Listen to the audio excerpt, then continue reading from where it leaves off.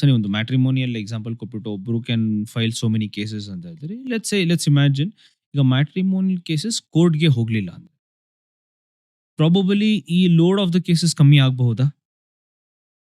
ಹೌದು. ಒಂದು ಕೋರ್ಟ್‌ಗೆ ಹೋಗಿಲ್ಲ ಅಂದ್ರೆ ಕಡಿಮೆ ಆಗತ್ತೆ. ಹ್ಮ್. ಒಂದು.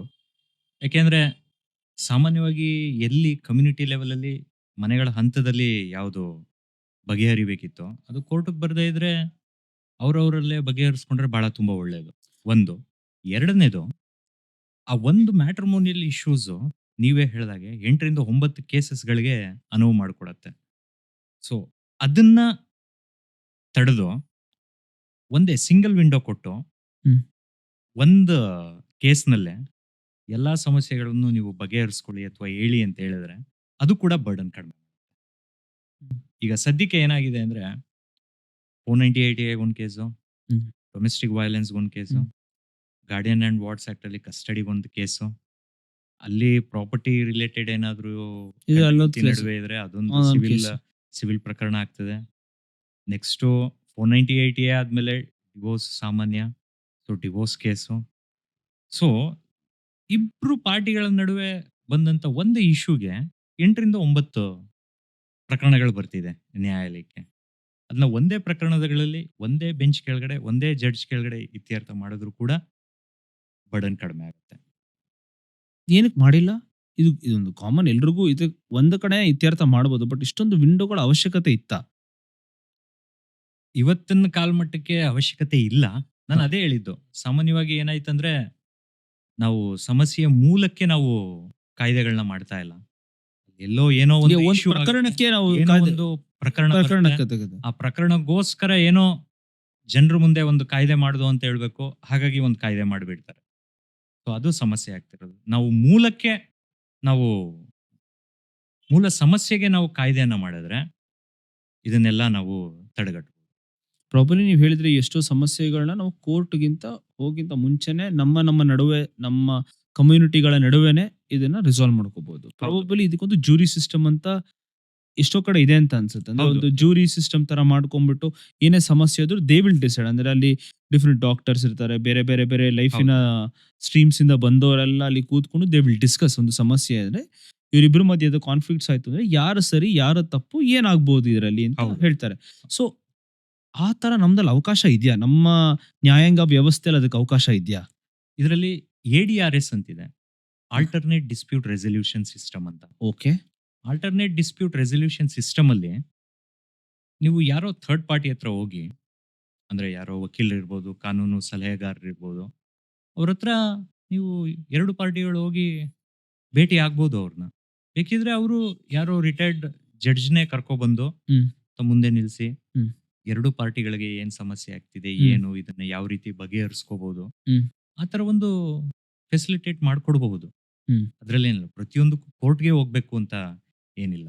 ಸೊ ನಮ್ಮ ಸಾಮಾನ್ಯವಾಗಿ ಎಷ್ಟೋ ಪ್ರಕರಣಗಳು ಅವರ ದ್ವೇಷಕ್ಕೋಸ್ಕರ ಅಥವಾ ಅವರ ಹಗೆ ಸಾರ್ಲಿಕ್ಕೋಸ್ಕರ ಕೋರ್ಟ್‌ಗೆ ಹೋಗ್ತಾರೆ. ಸೊ, ಅದದು ಹರ್ಡ್ ಬಿಕಾಸ್ ಮಾತು ಕೇಳಲಿಲ್ಲ ನಿಂಗೆ ತೋರಿಸ್ತೀನಿ ಏನು ಹೌದು. ಅನ್ಬಿಟ್ಟು the views is weapon and ಅದನ್ನ ನಮ್ಮ ಕರ್ನಾಟಕ ಗವರ್ಮೆಂಟ್ ಐ ಮೀನ್ ನಮ್ಮ ಕರ್ನಾಟಕ ಹೈಕೋರ್ಟ್ ಕೂಡ ಅದನ್ನ ಕಾಲ್ ಔಟ್ ಮಾಡಿದೆ ಎಷ್ಟೋ ಬಾರಿ. ಹೌದು. ಬಟ್ ಒಂದು ಅದೇನ್ I follow up with that question but I just want to know ಈ ತರದ ಒಂದು ಅವಕಾಶ ಇದೆಯಾ ನಮ್ಮ ನ್ಯಾಯ ವ್ಯವಸ್ಥೆಯಲ್ಲಿ ಇವಾಗ್ಲೂ ಇದೆಯಾ? ಅದು ಹೊರಗಡೆ ಜೂರಿ ತರ ಎಲ್ಲ ಮಾಡಿ ರಿಸಾಲ್ವ್ ಮಾಡಬಹುದಾ? ಹೌದು. ನಮ್ಮ ಸಮಸ್ಯೆನ ನಾವು ಬಗೆಹರಿಸ್ಕೋಬಹುದು. ಆರ್ಬಿಟ್ರೇಷನ್, ಕನ್ಸೈಲೇಷನ್, ಮೀಡಿಯೇಷನ್ ಸೊ ಅದ್ರ ಮೂಲಕ. It all comes with it. Okay. Yeah. ಈಗ ನೀವು ನಾನು ಇನ್ನೊಂದು ಪ್ರಶ್ನೆ ಇತ್ತು. ನೀವು ಅಕ್ವೈಟಲ್ ಅಲ್ಲಿ ಎಷ್ಟೊಂದು ಜನಕ್ಕೆ ಇಷ್ಟ ಆಗುತ್ತೆ, ಎಷ್ಟೊಂದು ಜನಕ್ಕೆ ಶಿಕ್ಷೆನೇ ಆಗಿಲ್ಲ ಇನ್ನು. ಅಂದ್ರೆ ಅಕ್ವೈಟಲ್ ಆಗಿದೆ, ಅವ್ರು ಸಿಲ್ ಕಂಪ್ಲೇಂಟ್ ಬಂದಿದೆ ಅಂತ ಈವನ್ ಜಡ್ಜಸ್ ಕೂಡ ಅಬ್ಸರ್ವ್ ಮಾಡಿದ್ರು ಕೂಡ ಅವ್ರಿಗೆ ಯಾವುದೇ ತರ ಪರ್ಜುರಿ ಅಥವಾ ಯಾವುದೇ ತರ ಶಿಕ್ಷೆ ಸುಮೋಟೋ ಇದಾರ ಆಗ್ಲಿ, ಕೋರ್ಟ್ ಟೈಮ್‌ನ ವೇಸ್ಟ್ ಮಾಡಿದ್ದಾರೆ ಅನ್ಬಿಟ್ಟು ಅವ್ರಿಗೆ ಸುಮೋಟೋ ಇದಾರೋ ಆಗ್ಲಿ, ಆ ಥರದ್ದೇನು ತಗೊಂಡೇ ಇಲ್ಲ ಇದುವರೆಗೂ.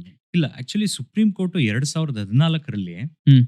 ಆ, ಸುಪ್ರೀಂ ಕೋರ್ಟ್ ಗಮನಕ್ಕೆ ಬರುತ್ತೆ ಇದು. ಹ್ಮ್. ಏನಂತ ಅಂದ್ರೆ ಈ ತರ ಎಷ್ಟೊಂದು ಅಕ್ವಿಟಲ್ ರೇಟ್ಸ್ ಜಾಸ್ತಿ ಇದೆ, ಕನ್ವಿಕ್ಷನ್ ರೇಟ್ ಕಡಿಮೆ ಇದೆ ಅಂತ. ಹ್ಮ್. ಸೊ, ತದನಂತರ 2014ರಲ್ಲಿ ಸುಪ್ರೀಂ ಕೋರ್ಟ್ ಏನ್ ಮಾಡುತ್ತೆ, 3 ಹಂತದಲ್ಲಿ ಅಕ್ವಿಟಲ್ ಕಮಿಟಿಗಳಾಗಬೇಕು ಅಂತ ಆದೇಶ ಕೊಡುತ್ತೆ. ಅಂದ್ರೆ ಅದ್ರ ಪ್ರಕಾರ ರಾಜ್ಯ, ಓಕೆ ಸ್ಟೇಟ್ ಲೆವೆಲ್ ಅಲ್ಲಿ ಒಂದು ಅಕ್ವಿಟಲ್ ಕಮಿಟಿ, ಕಮಿಟಿ. ಮತ್ತೆ ಪ್ರತಿ ಡಿಸ್ಟ್ರಿಕ್ಟ್ ಲೆವೆಲ್ ಅಲ್ಲೂ ಕೂಡ ಒಂದು ಅಕ್ವಿಟಲ್ ಕಮಿಟಿ ಆಗಬೇಕು. ಆ ಅಕ್ವಿಟಲ್ ಕಮಿಟಿಯ ಮೂಲ ಉದ್ದೇಶ ಏನಂದ್ರೆ, ಯಾವ ಯಾವ ಕ್ರಿಮಿನಲ್ ಪ್ರಕರಣಗಳಲ್ಲಿ ಅಕ್ವಿಟಲ್ಸ್ ಗಳಾಗ್ತವೆ, ಹ್ಮ್. ಅಂದ್ರೆ ನಿರಪರಾಧಿ ಅಂತ ಘೋಷಣೆ ಆಗ್ತದೆ, ಆ ಪ್ರಕರಣಗಳನ್ನ ಸ್ಕ್ರೂಟ್ನಿ ಮಾಡಬೇಕು. ಸೂಪರಿಂಟೆಂಡೆಂಟ್ ಆಫ್ ಪೊಲೀಸ್ ಯಾರು ಇರ್ತಾರೆ, ಆ ಆ ಜಿಲ್ಲೆಯ ಅಧಿಕಾರಿ, ಪೊಲೀಸ್ ಅಧಿಕಾರಿ ಒಂದು ಅಕ್ವಿಟಲ್ ಕಮಿಟಿ ಮಾಡಿ, ಈ ಪ್ರಕರಣ ಏನಕ್ಕೆ ಅಕ್ವಿಟಲ್ ಆಯ್ತು, ಪ್ರತಿಯೊಂದು ಪ್ರಕರಣಗಳಿಗೂ ಕೂಡ ಏನಕ್ಕೆ ಅಕ್ವಿಟಲ್ ಆಯ್ತು ಅಂತ ಒಂದು ರಿಪೋರ್ಟ್ ಹಾಕ್ಬೇಕು. ರಿಪೋರ್ಟ್ ಹಾಕಿ ಅದನ್ನ ಡಿಜಿಪಿ ಕಳಿಸ್ಬೇಕು. ಹ್ಮ್. ಸೊ ಡಿಜಿಪಿ ಎಲ್ಲಾ ಜಿಲ್ಲೆಗಳದ್ದು ಅಕ್ವಿಟಲ್ ರಿಪೋರ್ಟ್ ನ ಕಲೆಕ್ಟ್ ಮಾಡಬೇಕು. ಹ್ಮ್. ನೆಕ್ಸ್ಟ್ ಕಲೆಕ್ಟ್ ಮಾಡೋದಷ್ಟೇ ಅಲ್ಲ, ಅದಕ್ಕೆ ಏನ್ ಆಕ್ಷನ್ ತಗೋಬೇಕು ಅಂತ. ತಗೋಬೇಕು ಅನ್ನೋದು ಕೂಡ ಅವರು ಬರಬೇಕು. ಎಲ್ಲಿ ಫೇಲ್ಯೂರ್ ಆಗಿದೆ, ಇನ್ವೆಸ್ಟಿಗೇಷನ್ ಅಲ್ಲಿ ಫೇಲ್ಯೂರ್ ಆಗಿದೆಯಾ, ಅಥವಾ ಪಬ್ಲಿಕ್ ಪ್ರಾಸಿಕ್ಯೂಟರ್ ಆ ಕೇಸನ್ನ ಸಮರ್ಥವಾಗಿ ನಿಭಾಯಿಸೋದ್ರಲ್ಲಿ ಅವರು Failure ಆಗಿದೆ. ಫೇಲ್ಯೂರ್ ಆಗಿದಾರಾ, ಅಥವಾ ಜುಡಿಷಿಯರಿಗೆ ಏನೇ ಎಕ್ಸ್ಪ್ಲೇನ್ ಮಾಡಿದ್ರು ಜುಡಿಷಿಯರಿ ಕಡೆಯಿಂದ ಏನಾದ್ರೂ ಫ್ಲಾಸಸ್ ಇದೆಯಾ ಅನ್ನೋದನ್ನ ಇನ್ವೆಸ್ಟಿಗೇಷನ್ ರಿಪೋರ್ಟ್ ಹಾಕ್ಬೇಕು. ಏನ್ ಆಕ್ಷನ್. ಇವಾಗ ಇನ್ವೆಸ್ಟಿಗೇಷನ್ ಅಲ್ಲಿ ಏನಾದ್ರೂ ಕೊರತೆ ಇದೆಯಾ, ಅಥವಾ ಏನಾದ್ರು ಸಿಬ್ಬಂದಿ ಕೊರತೆ ಇದೆಯಾ, ಅಥವಾ ಏನಾದ್ರು ಟೆಕ್ನಾಲಜೀಸ್ ಕೊರತೆ ಕೊರತೆ ಇದೆಯಾ, ಅದರಿಂದ ಸಾಕ್ಷ್ಯಾಧಾರಗಳನ್ನ ಕಲೆಕ್ಟ್ ಮಾಡ್ಲಿಕ್ಕೆ ಆಗ್ಲಿಲ್ವಾ, ಅದನ್ನೆಲ್ಲ ನೋಡಿ ಏನ್ ಬೇಕೋ ಅದನ್ನ ಆಕ್ಷನ್ ತಗೊಳ್ಳೋದಿದೆ. ಬಟ್ 2019ರಲ್ಲಿ ಇದೇ ರೀತಿ ಒಂದು public interest litigation justice Mohammed Nawaz ಅವ್ರ ಮುಂದೆ ಬರುತ್ತೆ. ಹ್ಮ್. ಅವಾಗ ಅವರು ಡಿಜಿಪಿ ಅವ್ರಿಗೆ ಕಾಲ್ ಆನ್ ಮಾಡ್ತಾರೆ ಅಕ್ವಿಟಲ್ ರಿಪೋರ್ಟ್ನ ಕಾಲ್ ಔಟ್ ಮಾಡಿದಾಗ, ಅಕ್ವಿಟಲ್ ರಿಪೋರ್ಟ್ ಅಲ್ಲಿ ಏನ್ ಹೇಳ್ತಾರೆ ಅಂದ್ರೆ 2600 ಅನ್ಸುತ್ತೆ, 2600 ಪೊಲೀಸ್ ಆಫೀಸರ್ಗಳ ಮೇಲೆ ಕ್ರಮ ಕೈಗೊಳ್ಳುವುದು ಬಾಕಿ ಇದೆ ಅಂತ ಸಬ್ಮಿಟ್ ಮಾಡ್ತಾರೆ. ಬಟ್ ಅದಾದ ನಂತರ So ಏನಕ್ಕಿದು ಬಿಕಾಸ್ ಆಫ್ ಅಕ್ವಿಟಲ್ ಅಕ್ವಿಟಲ್ ಅಂದ್ರೆ ಸುಳ್ಳು ನೀವು ತನಿಖೆ ಸರಿ ಮಾಡಿಲ್ಲ ಸರಿ ಮಾಡಿಲ್ಲ ಅನ್ನೋ ರೀತಿ. ಇರ್ಬೋದು, ಅಥವಾ ಸಾಕ್ಷ್ಯಾಧಾರಗಳನ್ನ ಇವರೇ ನಾಶ ಮಾಡಿರ್ಬೋದು, ಅಥವಾ ಸಮರ್ಪಕವಾಗಿ ತನಿಖೆ ಮಾಡಿಲ್ದೇ ಇರ್ಬೋದು, ಅಥವಾ ಯಾರೋ ಇನ್ನೋಸೆಂಟ್ ನ ಇಂಪ್ಲಿಕೇಟ್ ಮಾಡಿರ್ಬೋದು. ಹ್ಮ್. ಆ ರೀತಿ. ಸೊ ಅದಕ್ಕೆ ಅವ್ರಿಗೆ ಇನ್ನೂ ತನಿಖೆ ಆಗಿದೆ ಅಂತ ಬಂದಿದೆ ಆರ್ಡರ್. ಏನಾಯ್ತು ಅದಕ್ಕೆ ಸೊಲ್ಯೂಷನ್ ಸಿಕ್ಕಿತಾ ಅವ್ರ ತನಿಖೆ? ತದನಂತರ ಅದ್ರದ್ದು ಫಾಲೋ ಅಪ್ ಇಲ್ಲ. ಈಗ ರೀಸೆಂಟ್ ಆಗಿ RTI ಫೈಲ್ ಮಾಡಿದೀವಿ, Okay. ಅಕ್ವಿಟಲ್ ಕಮಿಟಿ ರಿಪೋರ್ಟ್ ನ ಶೇರ್ ಮಾಡಿ ಅಂತ ಡಿಜಿಪಿ ಅವರಿಗೆ. ಹ್ಮ್. ಬಂದ ನಂತರ ಇನ್ನೂ ಹೆಚ್ಚಿನ ಮಾಹಿತಿ ಸಿಗ್ತದೆ.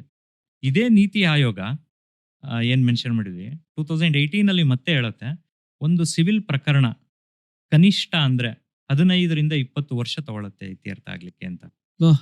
ನೀತಿ ಆಯೋಗ ಹೇಳಿರೋದು. ಒಂದು ಸಿವಿಲ್ ಪ್ರಕರಣ, ಒಂದು civil ಪ್ರಾಪರ್ಟಿ ಪ್ರಕರಣ. ಆಗಿರ್ಬಹುದು ಅಥವಾ ಹೌದು. ಎನಿ ಸಿವಿಲ್ ಹೌದು, ಹೌದು. ಕೇಸ್, ಸಿವಿಲ್ ಪ್ರಕರಣ 15ರಿಂದ 20 ವರ್ಷ ತಗೊಳತ್ತೆ ಅಂತ.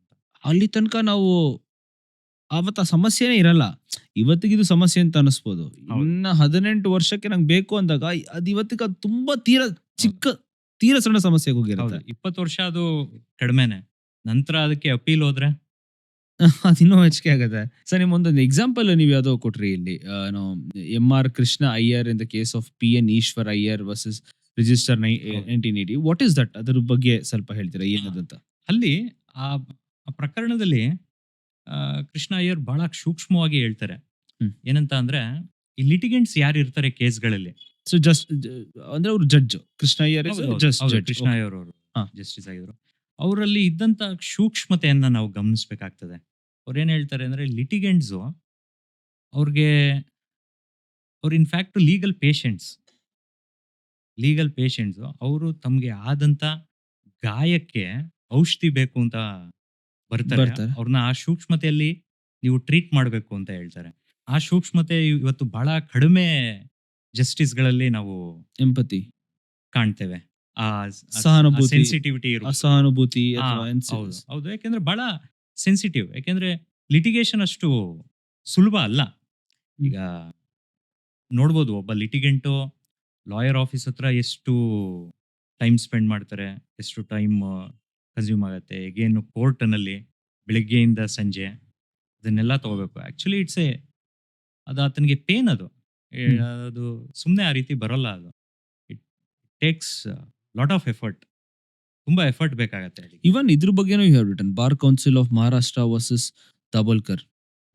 ಅದರಲ್ಲೂ ಯು ಹ್ಯಾಡ್ ಮೆನ್ಷನ್ಡ್ ಏನೈತೆ ಅಂತ, law is not trade brief, no merchandise, soul even of commercial competition or procurement should not be vulgarise the legal profession. ಹೌದು. So, ಇದು ಇನ್ಫ್ಯಾಕ್ಟ್ ಜಸ್ಟಿಸ್ ಕೃಷ್ಣ ಅಯ್ಯರ್ ಅವರು ಆ ಲಾಯರ್ಸ್ ಗಳಿಗೆ ಹೇಳಿದ್ದು ಅಂದ್ರೆ ಏನಂದ್ರೆ, ಇದನ್ನ ಒಂದು ವ್ಯಾಪಾರ ಅಂತ ಪರಿಗಣನೆ ಮಾಡಿ ಈ ಪ್ರೊಫೆಷನ್ ನ ನೀವು ದಂಧೆ ಅಂತ ಮಾಡಬೇಡಿ ಅಂತ ಹೇಳ್ತಾರೆ ಆ ಪ್ರಕರಣದಲ್ಲಿ. ಅಂದ್ರೆ ಆ ವ್ಯಕ್ತಿಗೆ ಇದ್ದಂತ ಸೂಕ್ಷ್ಮತೆನ ನೀವು ಗಮನಿಸಬೇಕು. ಅದೇ ಇವತ್ತಿನ ಕೆಲವೊಬ್ರು ನ್ಯಾಯಾಧೀಶರ ಸ್ಟೇಟ್ಮೆಂಟ್‌ಗಳು ನೋಡಿದಾಗ ಅವ್ರು ಎಷ್ಟು ಇನ್ಸೆನ್ಸಿಟಿವ್ ಆಗಿ ಹೇಳ್ತಾರೆ ಅನ್ನೋದನ್ನು ನಾವು ಪರಿಗಣನೆಗೆ ತಗೋಬೇಕಾಗ್ತದೆ. ಇವತ್ತೆಲ್ಲ ಸಾಮಾನ್ಯವಾಗಿ ಕೆಲವೊಂದು ಹೈಕೋರ್ಟಲ್ಲಿ ಒಂದು ಪ್ರಕರಣ ಬಂತು. ಅಲ್ಲಿ ಎಷ್ಟು ಇನ್ಸೆನ್ಸಿಟಿವ್ ಆಗಿ, ಇರ್ರೆಸ್ಪಾನ್ಸಿಬಲ್ ಆಗಿ ಒಬ್ರು ನ್ಯಾಯಾಧೀಶರು ಟ್ರಯಲ್ ಕೋರ್ಟಲ್ಲಿ ಆರ್ಡರ್ ಮಾಡಿದ್ದಾರೆ ಅಂದ್ರೆ, ಆ ಪ್ರಕರಣನೇ ಇಲ್ಲ. ಆ ಪ್ರಕರಣನ ಉಲ್ಲೇಖಿಸಿ ಒಂದು ಆರ್ಡರ್ ಕೊಟ್ಟಿದ್ದಾರೆ. ಹ್ಮ್. ಆ ಪ್ರಕರಣನೇ ಇಲ್ಲ. ಸೈಟೇಷನ್ಸ್ ಅಂತೀವಿ. ಅಂದ್ರೆ ಅಂದ್ರೆ ಅವರು ಕೋಟ್ ಮಾಡಿ ಒಂದು ನ್ಯಾಯ ಕೊಡ್ಲಿಕ್ಕಿಂತ ಮುಂಚೆ ಈ ತರದೊಂದು ಕೇಸ್ ಮುಂಚೆ ಏನೋ ಆಗಿತ್ತು ಅಂದ್ಬಿಟ್ಟು ಕೇಸ್ ಅದ್ರದ್ದು ಇತ್ತು ಅಂತ. ಕೊಟ್ಬಿಟ್ಟು ರೆಫರೆನ್ಸ್ ಕೊಡ್ತಾರೆ. ಹೌದು. ಆ ಆ ರೆಫರೆನ್ಸ್ ಕೊಡುವಾಗ 2 ಕೇಸ್‌ನ ಉಲ್ಲೇಖ ಮಾಡ್ತಾರೆ. ಹ್ಮ್. ಅವರು ಉಲ್ಲೇಖ ಮಾಡಿದ 2 ಕೇಸ್‌ಗಳು ಎಕ್ಸಿಸ್ಟೆನ್ಸ್ ನಲ್ಲೇ ಇಲ್ಲ. ಅವರು ನಾಲೆಡ್ಜ್ ಎಲ್ಲಿರುತ್ತೆ ಅಂತ ಅಲ್ಲಿ ಬಹುಶಃ ಆರ್ಟಿಫಿಷಿಯಲ್ ಇಂಟೆಲಿಜೆನ್ಸ್ ಬಳಸಿ, ಚಾಟ್ ಜಿಪಿಟಿ ಅಲ್ಲ, ಬಳಸಿ ಇನ್ಫ್ಯಾಕ್ಟ್ ಅದೊಂದು ರಿಸರ್ಚ್ ಬಂದಿದೆ ಸರ್. ಈಗ ಆರ್ಟಿಫಿಷಿಯಲ್ ಇಂಟೆಲಿಜೆನ್ಸ್ ಏನಾದ್ರು ನ್ಯಾಯಾಲಯದ ಇದಲಾಗಿದ್ರೆ it will give for more fair justice ಅಂತ 53% ಜನ ವೋಟ್ ಮಾಡಿದಾರಂತೆ. ಮಾಡಿದ್ದಾರೆ. But again how you train is also train is also depend. Important. Okay. ಯಾಕೆಂದ್ರೆ ಅದನ್ನ ಬಯಾಸ್ಡ್ ಆಗಿ ಟ್ರೈನ್ ಮಾಡಿದ್ರೆ ಬಯಾಸ್ಡ್ ಆಗಿ ರಿಸಲ್ಟ್ಸ್ ಸೂಪರ್. ಕೊಡತ್ತೆ. ಅಗೇನ್ ಹ್ಯೂಮನ್ ಇಂಟರ್ವೆನ್ಷನ್ ಎಲ್ಲದರಲ್ಲೂ ಒಂದ್ ಸ್ವಲ್ಪ ಸ್ವಲ್ಪ ಬೇಕೇ ಇರುತ್ತೆ. ಬೇಕು, ಬೇಕೇ ಬೇಕು. ಮಂಜುನಾಥ್ ಅವರು ನಮ್ಗೆ ತುಂಬಾ ಒಳ್ಳೆ ವಿಷಯಗಳ ಬಗ್ಗೆ ಮಾತಾಡಿದ್ರು.